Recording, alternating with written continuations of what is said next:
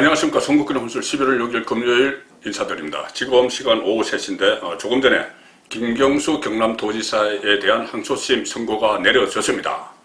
자, 1심과는 약간 다르지만 어쨌든 유죄 선고를 받았습니다.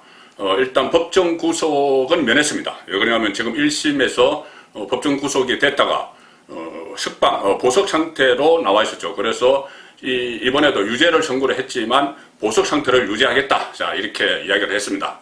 재판부에서. 아마 뭐 경남도정 같은 것을 이렇게 감안을 했겠지만 봐주기 또 논란도 또 일어날 수 있는 그런 부분입니다. 일단 두 가지 혐의죠. 김경수 지사는 두 가지 혐의인데 하나는 댓글 조작입니다. 이것은 컴퓨터 등 장애 업무 방해죄, 이 제목이 하나 있고, 또 하나는 이 공직선거법 위반입니다.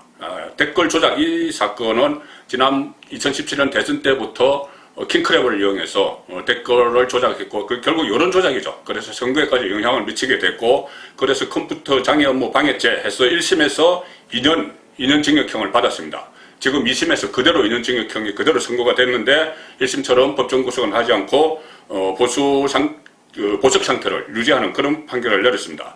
또 하나는 공직선거법 위반이죠. 이것은 뭐냐면 그때 드루킹 일당 중에 도모 변호사라고 있었죠. 도모 변호사 쪽에, 그러니까 드루킹 쪽에 대선이 끝나고 나서도 지방선거까지 2018년 6.15 지방선거까지도 좀 활동을 해다오, 이렇게 김경수가 요청을 했습니다. 그러니 이 드루킹 김동원 씨 쪽에서 그러면 우리 도모 변호사, 우리 쪽에 도모 변호사를 오사카 총영사로 보내달라, 이렇게 이야기했습니다. 그런데 김경수가 오사카는 어렵고 센다이 총영사직을 보내겠다, 이렇게 제안을 했기 때문에 이것은 선거법 위반이다, 공직선거법 위반이다, 이렇게 됐습니다. 선거운동을 해주는 대가로 자리를 서로 이야기를 했기 때문에 공직선거법 위반이다, 이렇게 했는데 이 부분에 대해서는 1심에서 10개월을 받았고 집행유예 2년, 1심에서는 그렇게 됐습니다.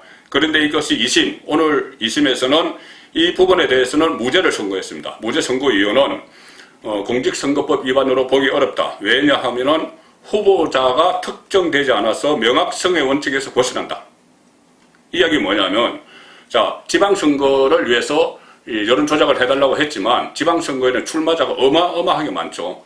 그래서 누구를 위해서 선거운동을 해달라고 한 게 아니다. 할 수가 없다. 후보자가 특정 안 됐다. 그래서 무죄다. 자, 이런 식으로 어쨌든 판결을 내렸습니다. 이 판결에 갖는 의미는, 일단 이 판결이 왜 가장 중요한 것은 공직선거법 위반도 그렇지만 법정 구속까지 된 이 댓글 조작 사건이죠. 근데 이 댓글 조작 사건의 핵심은 김경수가 산채, 드럼나무 출판사라는 그 파주의 산채에서 킹크랩 시연을 받느냐 안 받느냐, 이것이 핵심이었습니다. 그런데 오늘 법원에서는, 2심 법원에서는 킹크랩 시연 참관, 김경수의 킹크랩 시연 참관은 어심없이 증명됐다, 이렇게 이야기합니다. 그러면서 징역 2년을 선고를 했죠. 오늘 이 판결이 나올 때 가장 중요하게 작용했던 것이 이른바 닭갈비집 사장의 증언입니다. 닭갈비집 사장, 파주 드럼나무 출판사 인근의 닭갈비집 사장. 이게 뭐냐면 김경수 씨가 경기 파주 드럼나무 산채에서 경제적 공헌 모임, 경공모, 지금 다시 막 생각이 났을 겁니다. 경공모 모임에 참석해서 이 킹크랩 시연을 받다는 날짜가 2016년 11월 9일 됩니다. 그때 오후 6시 50분부터 9시 15분 사이에 그 산채에 있었는데, 그때 행적을 재구성하는 과정에서 이렇게 이야기합니다. 김경수 쪽이 그날 산채에서 포장한 닭갈비로 저녁 식사를 하느라 그러니까 김경수가 드루킹 김동원과 같이 포장한 닭갈비 가지고 저녁 식사를 하느라고 시연을 보고 할 시간이 없었다.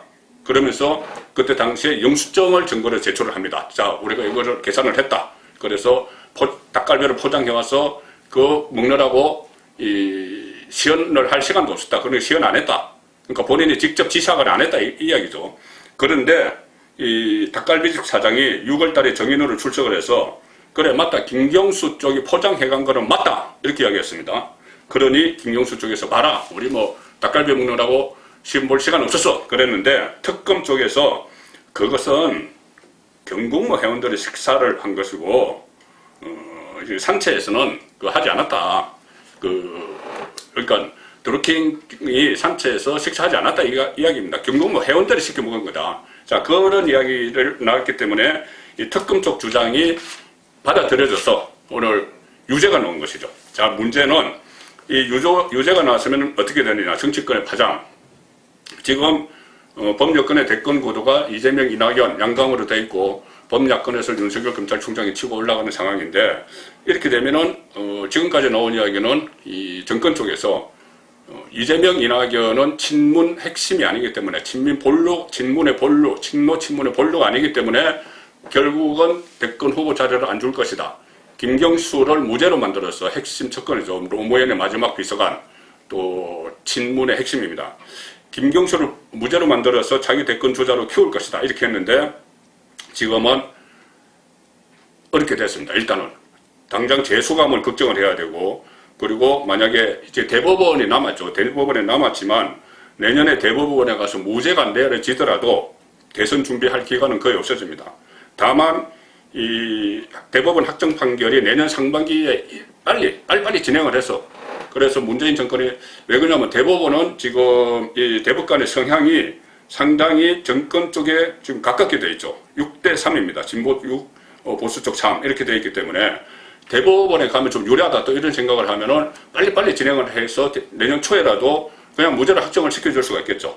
자, 이렇게 되면은 또 김경수에게 다시 이 기회가 생기지만 과연 그렇게까지 대법원이 움직일까? 이 부분은 의심이 가는데, 일단 지금까지 어떤 재판부, 법원의 행태를 보면 그것도 불가능한 일은 아닙니다. 그렇기 때문에 지금부터 범여권, 특히 친문 핵심의 차기 대권 시나리오는 첫 번째, 대법원을 어떻게 해서 이 3심 재판을 빨리 진행해서 무죄로 만들어주는 것. 지금 대법관들이 지금 치열한 법률 논쟁이 벌어질 수밖에 없습니다. 없지만은 그래도 대법관들이 친정권적인 사람이 많기 때문에 그렇게 밀어붙여서 김경수를 다시 부활시키는 방법 하나, 또 하나는 김경수 카드는 포기하고 또 한 명의 친문인 조국 씨를, 또 조국 씨도 지금 재판 중입니다. 조국 무죄 만드는 쪽으로 다시 방향을 틀어서 조국에게 대권 카드를 열어주는 방법, 이 시나리오 1, 시나리오 2 두 가지가 지금부터 작동되지 않을까 싶습니다. 송은권의 혼술이 보내드린 김경수 유죄 법정 구속은 안 됐습니다. 속보였습니다.